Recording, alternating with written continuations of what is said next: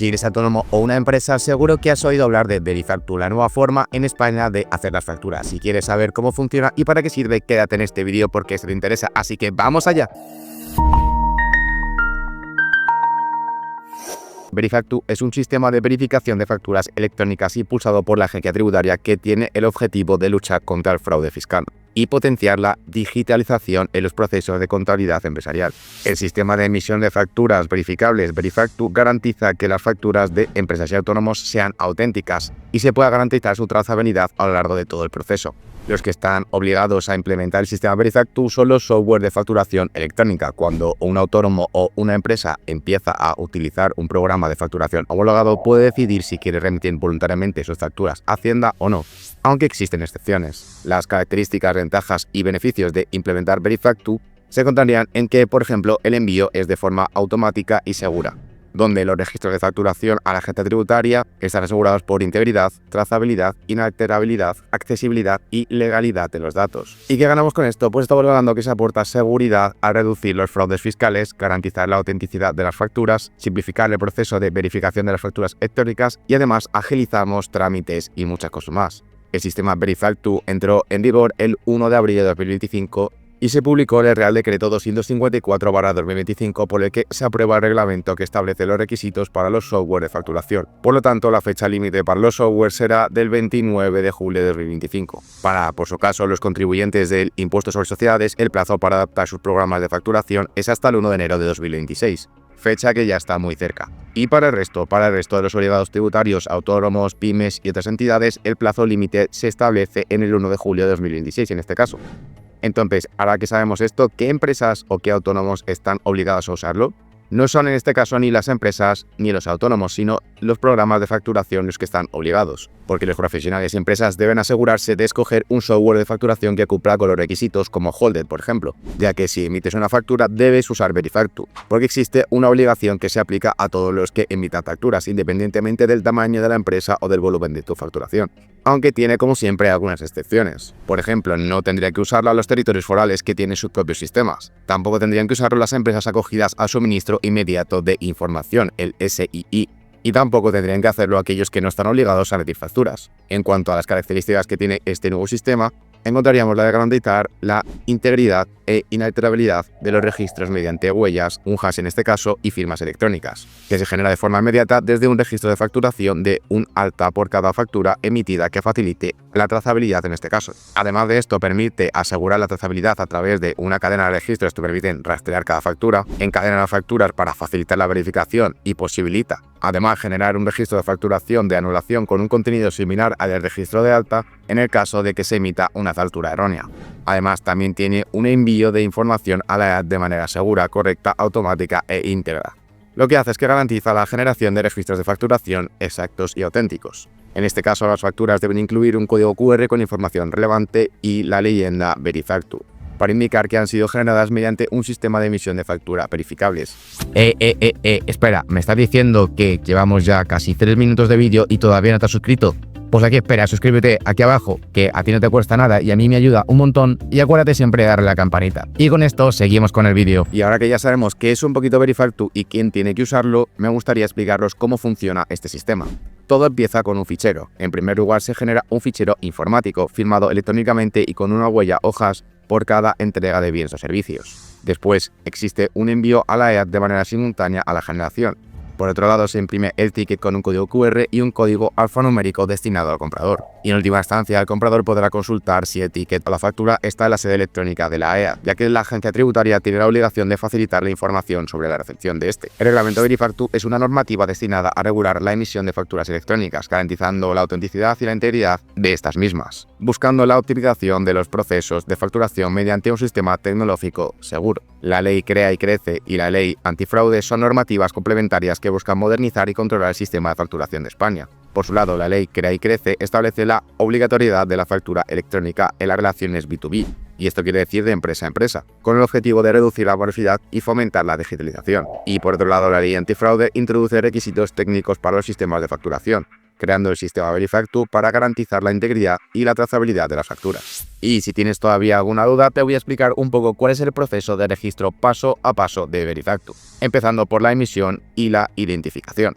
Cada vez que se emite una factura, el sistema informático de facturación, el SIF, debe generar un registro de facturación de alta, debiendo incluir datos esenciales como número, serie, fecha, importe, tipo de factura, entre otros, dándonos una huella digital en este caso que garantizaría la inalterabilidad del registro, identificación del sistema de emisor y la fecha y hora de la generación de este mismo registro.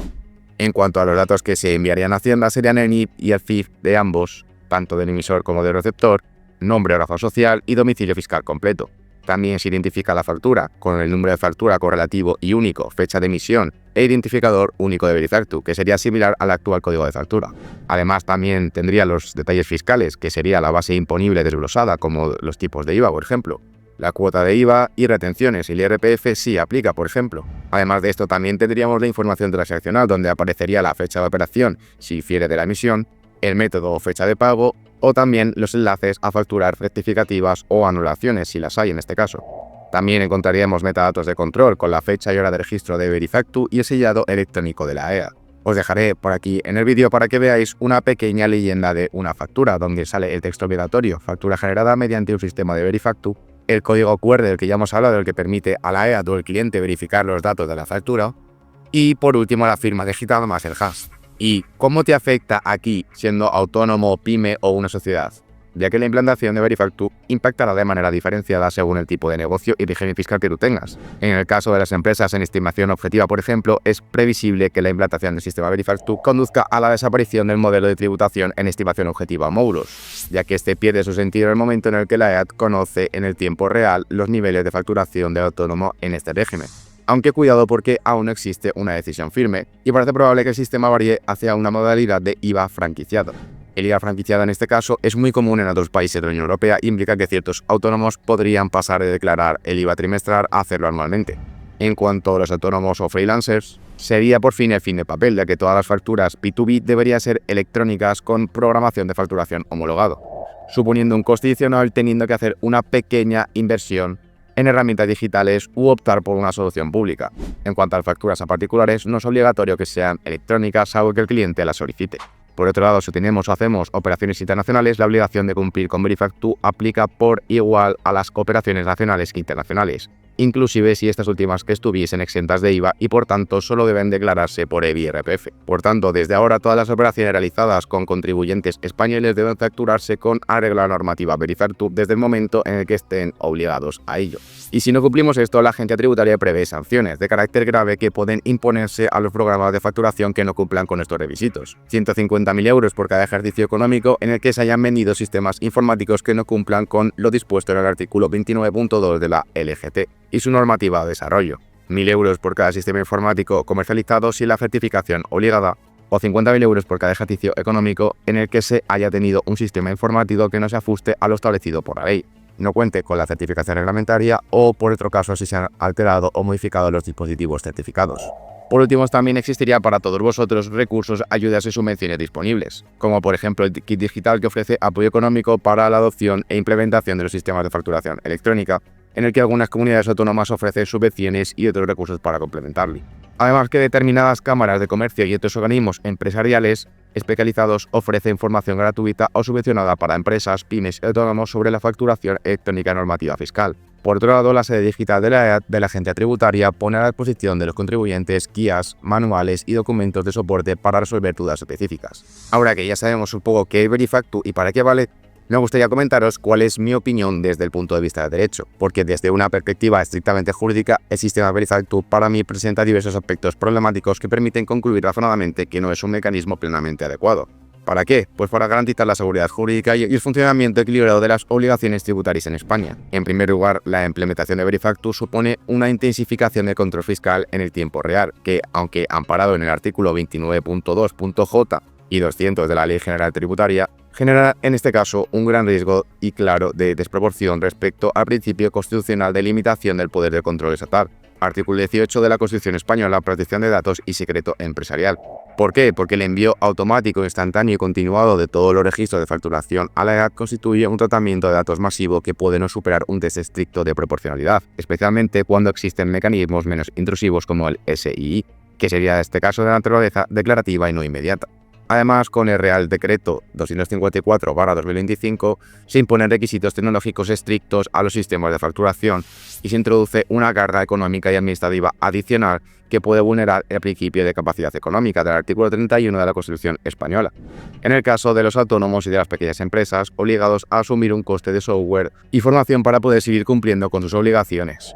Entonces, esta carga podría calificarse desproporcionada al no existir alternativas plenamente gratuitas, más allá de la futura solución pública cuya eficacia y alcance real aún no están garantizados. Por otro lado, la exigencia de que el software genere huellas digitales, cadenas, hash, firmas electrónicas y un encadenamiento obligatorio de facturas genera una obligatoriedad técnica que excede por mucho el mero deber de facturar previsto en el artículo 29.2 de la LGT, convirtiéndose en un sistema de vigilancia tecnológico que no siempre se ajusta al principio de mínima intervención. Asimismo, se desplaza sobre los operadores económicos una carga técnica que debería corresponder a la administración si desea implementar un sistema de control tan intensivo. A ello se le añade que las sanciones previstas, hasta 150.000 euros anuales por comercializar software no adaptados, pueden resultar gravemente desproporcionadas y contra ese principio de proporcionalidad recogido en el artículo 178 de la LGT, sobre todo considerando que el incumplimiento puede derivarse de cuestiones técnicas y de conductas defraudatorias. Finalmente, el sistema puede generar inseguridad jurídica, ya que muchas de sus obligaciones descansan en requisitos técnicos complejos, sujetos de constantes actualizaciones, guías provisionales y resoluciones administrativas,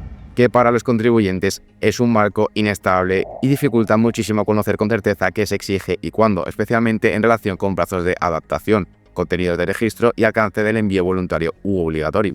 Por todo ello, bajo mi punto de vista, puede sostenerse que Verifactu no resulta un sistema plenamente adecuado ni deseable desde una perspectiva jurídica, porque al introducir obligaciones tecnológicas intensivas pueden quedar desproporcionadas y que incrementan los costes de cumplimiento, lo que hacen es que están generando inseguridad jurídica y supone un nivel de supervisión administrativa difícilmente conciliable con los principios constitucionales de proporcionalidad. Además, en suma, su diseño, aunque orientado a la lucha contra el fraude, produce efectos jurídicos y económicos que exceden lo razonable para gran parte del tejido empresarial español. Y bueno, chicos, después de exponer por qué a mí personalmente no me gusta el sistema Verifactu, me gustaría saber cuál es vuestra opinión y que me lo dejaseis aquí abajo en los comentarios para poder debatir sobre ello. Con todo esto, nos vemos la semana que viene con mucho más contenido y espero que tengáis una increíble semana, así que ¡chao!